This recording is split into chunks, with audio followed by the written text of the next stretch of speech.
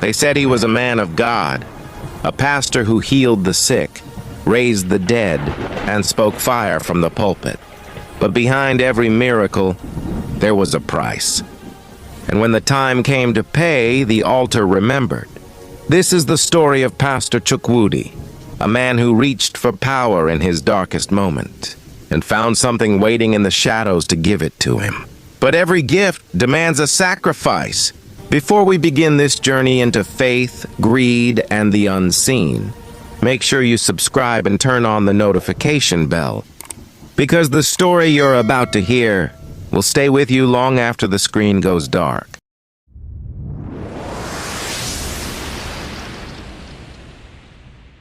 Rain poured heavily on the roof of the small Divine Mercy Ministry church, making a loud drumming sound that almost covered the pastor's voice. Inside the small hot room, Pastor Chukwudi wiped sweat from his face with an old handkerchief. Before him sat his few church members. Sister Ngozi prayed with her eyes closed, clutching her old Bible. Brother Emeka struggled to stay awake, his head slowly nodding.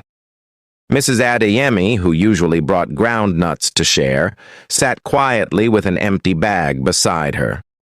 There were 12 of them, 13 including him, a number Chukwudi had always disliked.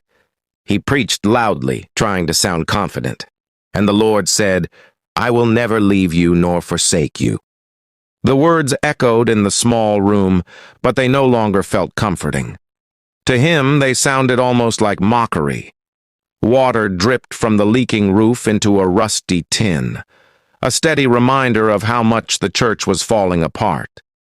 When the short service ended, everyone said a quiet Amen. One by one, the people left, giving him small, sympathetic smiles. From behind the curtain that separated their tiny living space from the church, Neka, his wife, stepped out carrying their 5-year-old son, David. The boy looked weak and tired, his big eyes dull. "There's no more Gary," Neka said softly, "and the kerosene is finished." Her voice was flat, tired, emotionless. She wasn't angry anymore, she was simply exhausted. "I know, my wife," Chukwudi said gently, though his heart was heavy. "I'll talk to Brother Tunde. Maybe he can lend us something till next week." Neka shook her head. "You asked him last week, and the week before. They're struggling too." He looked away, embarrassed. He picked up the offering basket and counted